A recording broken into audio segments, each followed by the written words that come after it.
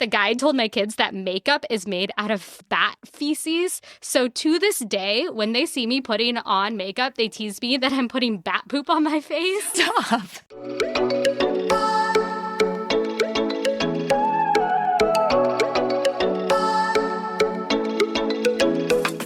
Welcome back to Organized Chaos. I'm Melissa. And I'm Kathleen. Today we're diving into the next episode in our Belize series, all about San Ignacio. The jungle, the caves, the ruins, the driving adventures, and traveling with kids in the middle of nowhere in the best way. This episode's really about what it's actually like to do the jungle adventures with little kids. What worked, what surprised us, and what we absolutely would do again. Welcome to Organized Chaos.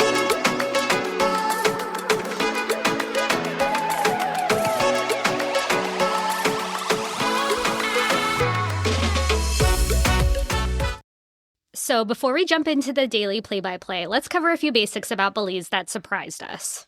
First, Belize is very close to the equator. And for those of you that don't know, the sun rises every day at 6 a.m.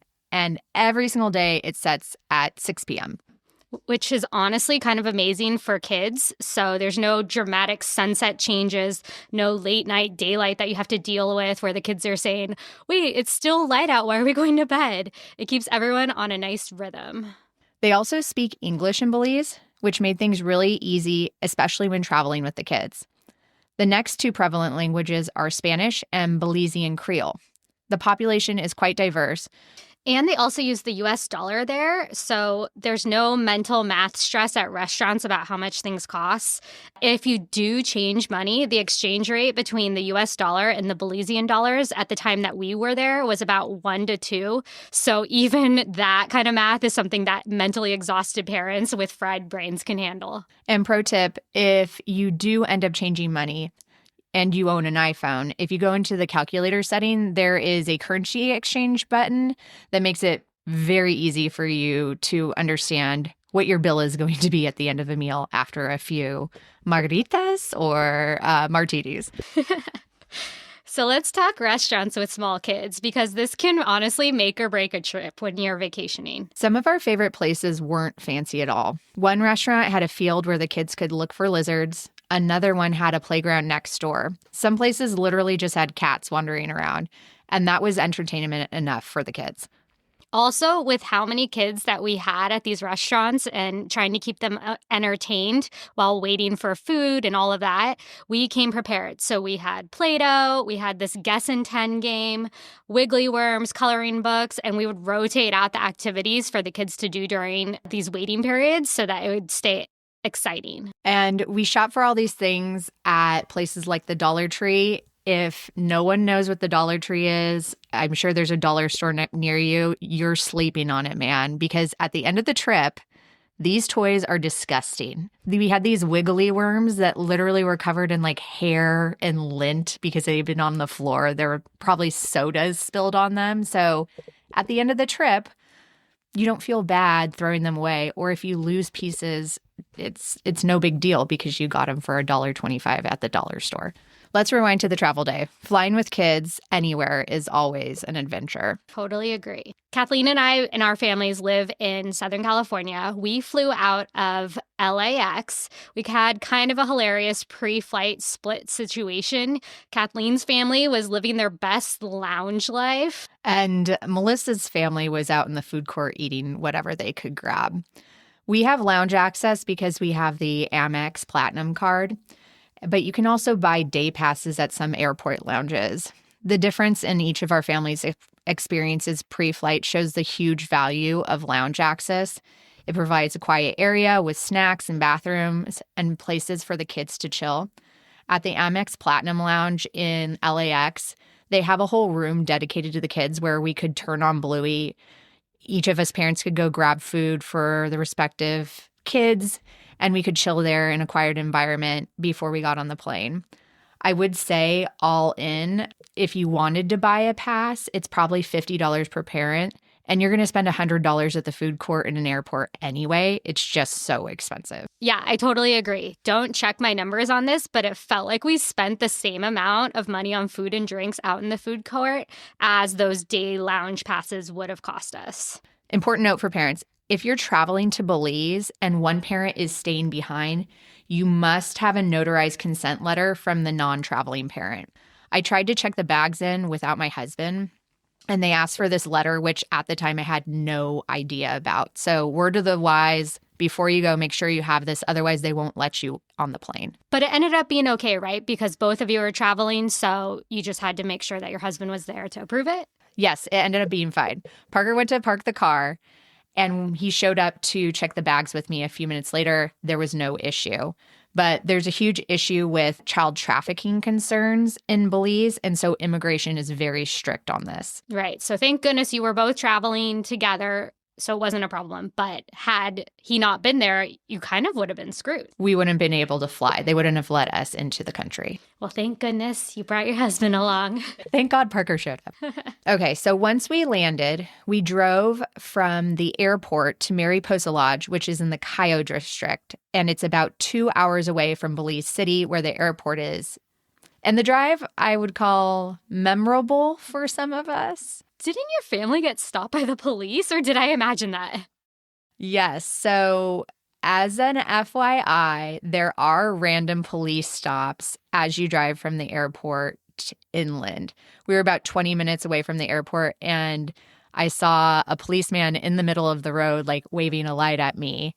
And so they stopped us and asked for our driver's license, which I handed over. And then he looked at it and sent us on our way. But it was a little concerning at first, but no big deal. However, Melissa, didn't your family not have Wi-Fi or GPS or any sort of map system going on? Yeah, so to this day, I believe that I paid for some sort of international plan for our vacation. Our data, meaning GPS, though, had major issues. Thank goodness we had printed out a map like the good little millennial travelers that we are. Or I'm not really sure how we would have made it to Mariposa, especially since we had lost you guys pretty quickly on the road due to your police checkpoint. Also on that drive, we found out really quickly that there were no stoplights. Instead, there were these huge speed bump traps, so you would just kind of fly over them if you didn't see them. So yeah, it was very dark. We were using our flashlights on our phone with our printed out map. Let's just say that it was an adventure just to get to there. Meanwhile, our family was just belting Defying Gravity from the Wicked soundtrack because it had just come out. No idea that other people were struggling in their cars on this drive. But I do remember these speed traps because the first time we hit one, we literally launched the rental car. Like, I'm surprised that we didn't get a bill for damages to the undercarriage. So heads up, there are no stoplights, but you got to be watching out for the speed traps. Yeah, definitely. So after about a 2-hour drive in the dark, we pulled off onto a narrow dirt road and arrived at Mariposa Jungle Lodge. Let's set the scene here. It's dark. We're in the jungle. There's no street lights. We pull off into this random driveway thinking, are we even in the right place? Luckily, we were greeted so warmly. We parked our cars. There was a full dinner spread laid out for our families, complete under twinkly lights with cocktails and fresh squeezed juice for the kids.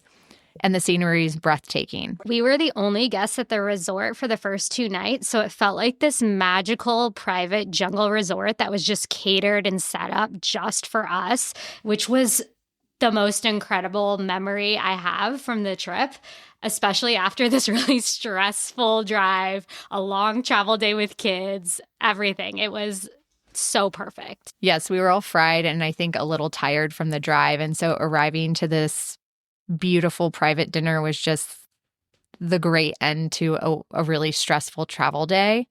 The staff at Mariposa Lodge were just wonderful. Leo and Robbie were the absolute standouts. They took care of everything for us while we were there. They were seriously amazing.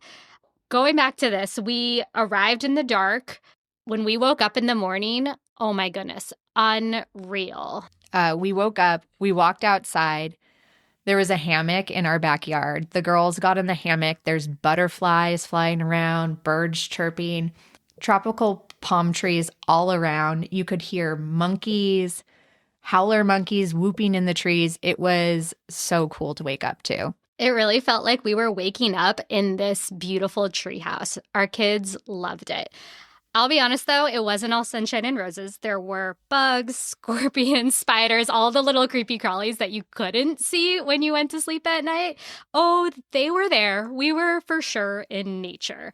But little kids, bugs, scorpions, that honestly, I think made it more fun for them. Yeah, the staff were like, don't pick up the rocks because there might be scorpions under the rocks. And so that really freaked out, I think, some of the little kids. But it scared them so much that they actually listened for once. Okay, so day 2, after a lovely private breakfast in our private jungle lodge served by Leo and Robbie and the Mariposa, I just can't get over how great it was there.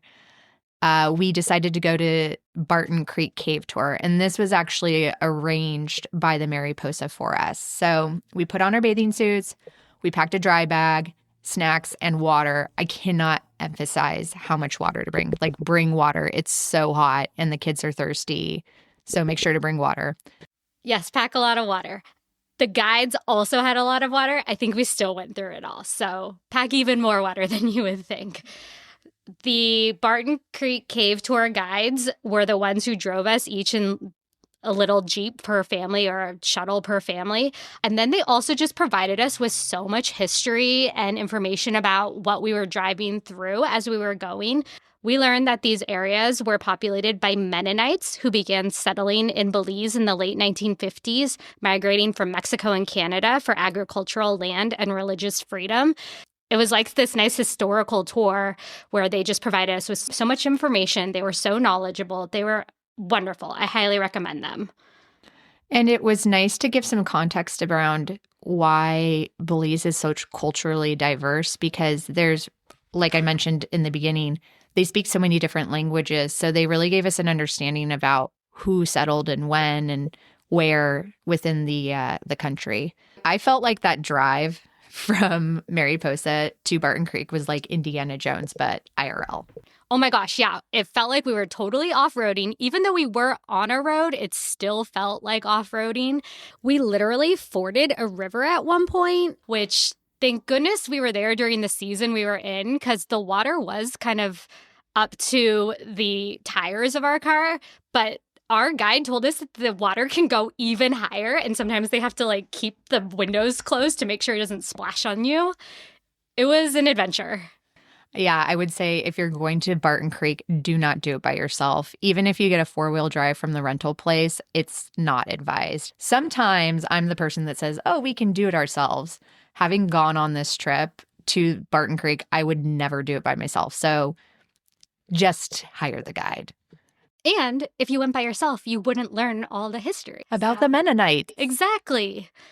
When we were researching which excursion to do in San Ignacio, Barton Creek kept coming to the top of the list. The kids we were traveling with were between the ages of 3 and 7, and there's lots of different jungle experiences you can select from. However, a lot of them are not suitable for 3 and 4-year-olds. They involve swimming, wading through tight crawl spaces, in the caves. It just seemed kind of scary in advance for the little ones, but Barton Creek was perfect for younger kids. Yep, I feel like Barton Creek was the perfect decision for our families. So the caves were really dark. We wore headlights so that we could see what was going on. But then at one point deep inside the cave, we all turned off the lights and kind of made little spooky noises. And the kids were so delighted. They were giggling with glee. We saw bats in the caves. We saw ancient pottery, evidence of Mayan rituals. Our guides told us so many different stories about the history of the caves. But despite all this history, one of the only stories that has really stuck in my kids' brains, for better or for worse, is that the guide told my kids that makeup is made out of bat feces. So to this day, when they see me putting on makeup, they tease me that I'm putting bat poop on my face. Stop. It's crazy. Oh my God, I didn't hear that story when we were there. Yes. I can't bring myself to look up whether it's true or not that that is what makeup is made out of, but I'm just going to believe it's an urban legend and not true at all. Otherwise, I'll be way too grossed out every time I'm getting ready for a girls' night out or a date night. But anyway, stories, true or not, from the guides have lived on in my household. So after canoeing in the caves, we all hopped out of the boats and we took a dip in the creek, which was super fun too. It was really cool. There were these little fishies in the water that nibbled at our feet, and the kids thought that that was so fun. But while the fishes were cute, just a heads up, make sure the kids are aware of their surroundings. My oldest daughter sat down against the base of a tree to take a rest and sat in a nest of the biggest, hungriest, biting ants. The poor thing had bites all over her hands and her legs, and it burned and hurt. Luckily, we were able to cool the bites down by going in the creek water, and she did have a bit of a rash later, but we were fine in about 24 hours. This reminds me, make sure to pack a bag with first aid medication so you don't have to go to the pharmacy while you're away. Yep. Think meds like Benadryl, Motrin, Tylenol, but also talk to your doctor about getting a Z-Pack and Cipro for traveler's diarrhea or any upper respiratory illnesses. I'd also recommend bringing drops for pink eye if you can get your hands on them, which that was an issue that we experienced in another country on a different trip where all the kids collectively got pink eye. We all got pink eye. It was not just the children. So don't blame it on the kids, Melissa. Okay, so after the cave, it was time to go back to the Mariposa for naps and pool time. The pool was also pretty great. It had a full bar, TV, games like ping pong. And the best part is that it was nestled amongst the trees, and it was all ours for the whole day. Yep, it felt like you were in a jungle oasis while you were swimming in that pool. It was stunning. As we mentioned before, we did a partial meal plan with Mariposa Jungle Lodge. So some of our meals were eaten there and planned out, and some of the meals we wanted the flexibility to eat out and kind of adventure away. So we asked the hotel to recommend a local spot. We ended up at El Paso. The hotel arranged a driver into town for us. El Paso had a full menu. The chicken fingers and the chicken burritos were the crowd pleasers in our group. It was delicious. What I liked about Mariposa Lodge is that when we asked for recommendations, they sent us to the local town that one of the people who worked at the Mariposa lived in and grew up in.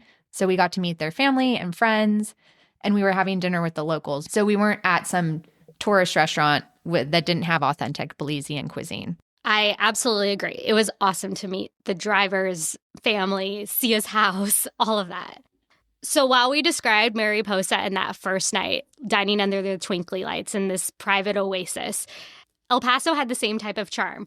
They had twinkly lights. The kids were out catching frogs in the fields while we were waiting for our food. Us parents were just having a beer, unwinding, listening to music. I was curious and I went back to receipts to look up this memorable meal. And it was only actually around $60 per family, including alcohol, milkshakes for the kids, entrees, and dessert. You really can't beat that price tag. Yeah, I felt like the experience was very authentic, and we got to experience true Belizean culture through that dinner that second night. Day 3 was I am going to butcher this, Melissa. I couldn't say it when we were in Belize, and I do not think I'm going to say it right now. I think it's the Chunatunich Mayan ruins. Am I close? I don't know, but let's go with that. And we are so deeply apologetic if we are saying that wrong. Check the show notes for the correct spelling. Look up the correct pronunciation online. We are sorry, but that's what we'll go with. Okay, I'm going to try this one more time, Melissa. Chunatunich is what I think it's called. So we went and saw the Chunatunich Mayan ruins. So this was about an hour-long drive away for us from where we were staying at Mariposa. But unlike Barton Creek, this was on paved roads, so it was a really easy drive. We decided to drive our own cars to allow for flexibility in how long we were going to stay at the ruins. While we were there, it was really, really hot, and we just didn't know what to expect as far as how long the kids would last at the ruins, how interested they would be, honestly, how interested we would be. So we sort of wanted the flexibility of our own cars to be able to leave when we were ready for the next thing for the day. At the end of the drive, too, there was this fun little ferry that you get to take across the creek, which was a really cool experience for all of us, too. Yeah, and it wasn't a motorized ferry. It was literally cranked by hand. So if you can imagine, it was a very rudimentary path of travel from one side of the paved road to where the ruins were. We also opted to just hire a guide at the ferry crossing.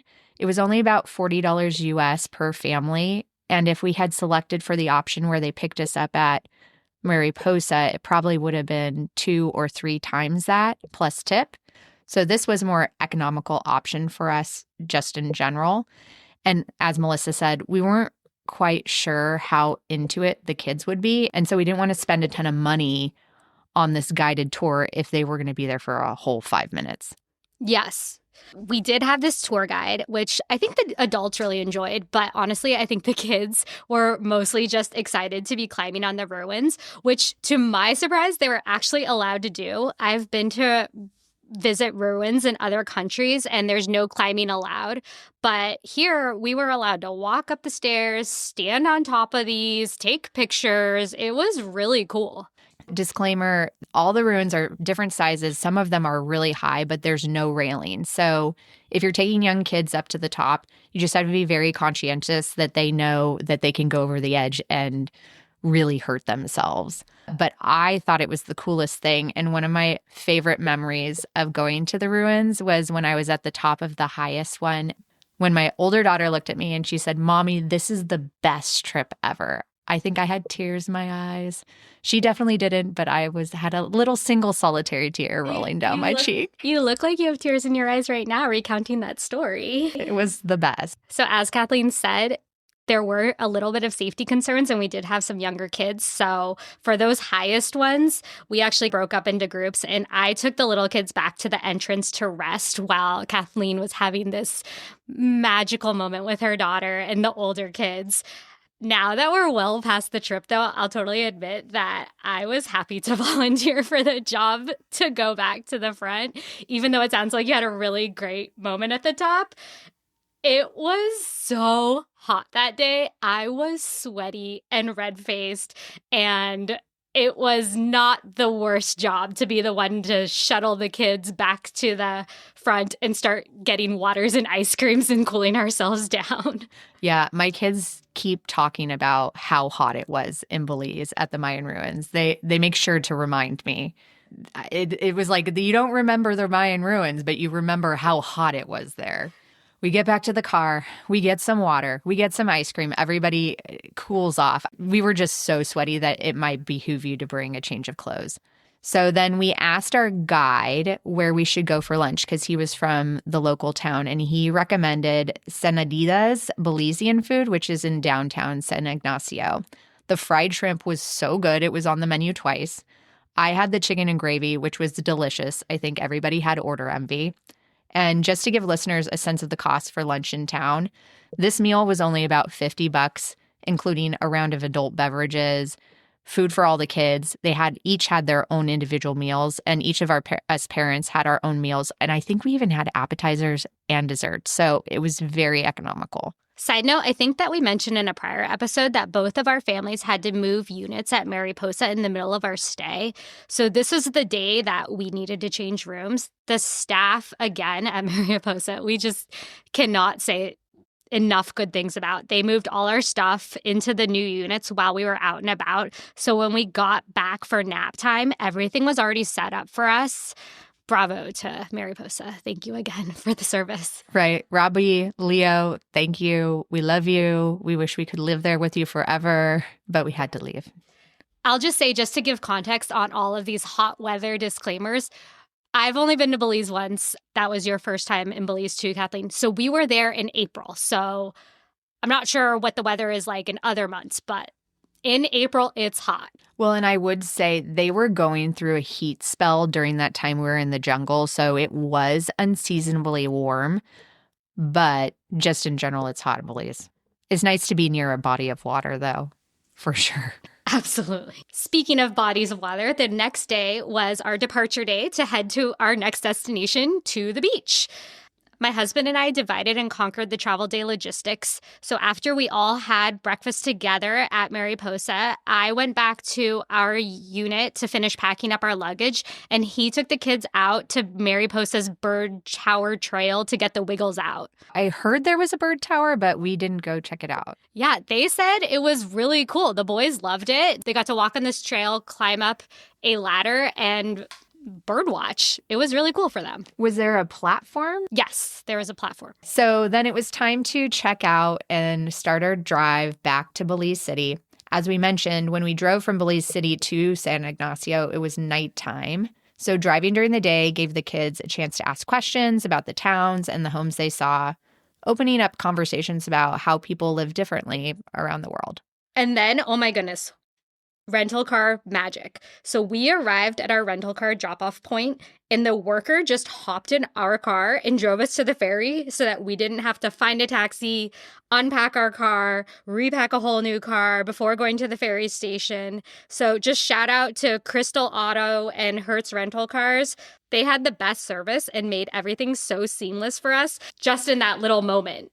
It was great. I think it speaks to just the culture in Belize. Everybody is just so warm and welcoming. And now that I'm thinking about it, everyone from the Barton Creek cave tours, from Mariposa Lodge, to the dinners and lunches we had out, we were never greeted with any sort of animosity because we are travelers from a foreign country.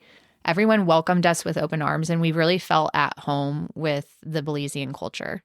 And we are two families with little kids, so we are loud and there's a lot of energy, and no one seemed bothered by the makeup of our group at all either. Yes, they were all really welcoming to kids, for sure. After our wonderful rental car companies dropped us off at the ferry station, we grabbed some snacks because there's local snack bars on your way onto the ferry, and then we were able to hop on an earlier boat. And that's where we'll leave you, right before the ferry ride to the islands, which we'll discuss in a future episode. Get ready for golf carts, beaches, and island life with kids. Thanks for listening to Organized Chaos. See you next time. Thanks for listening. See you on our next adventure.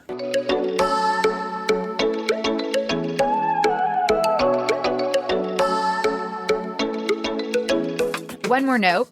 If you want to reach out to us online, you can visit our website at ourorganizedchaos.com. And then on socials, we're on Instagram at our.organized.chaos. And then on TikTok with the same handle, our.organized.chaos. So follow along.